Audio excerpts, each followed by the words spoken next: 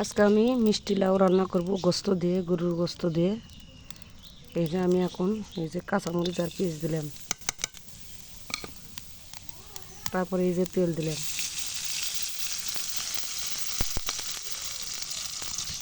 তারপর সুন্দর করে লাড়া দিচ্ছি। পেঁয়াজগুলো লাল লাল ভাজা হয়ে গেলে তারপরে আমি মশলা দেব। আদা রসুন বাটা, জিরা বাটা, তার কাছে যে মরিচের গুঁড়া, হলুদের গুঁড়া, লবণ দিয়ে সব মিক্স করে আমি একখানতে নিয়েছি। এগুলো সব আমি দিয়ে দেবো পরে, একটু ভাজা হোক লাল লাল করে। তারপরে আমার পেঁয়াজগুলো ভাজা হয়ে গেছে, আমি এখন এই যে সব মিক্স মশলা দিয়ে দিলাম।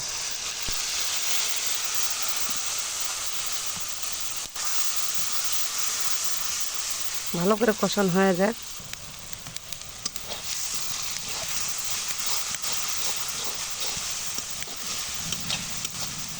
যত মশলা কষাবেন অত ভালো লাগবে রান্নাটা।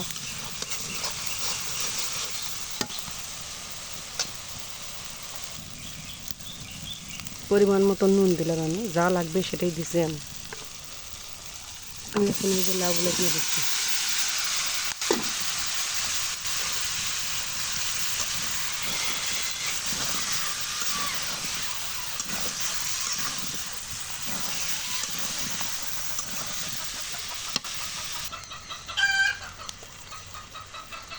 আমি একটু পানি দেব, পানি দিয়ে লাউটা কষুক।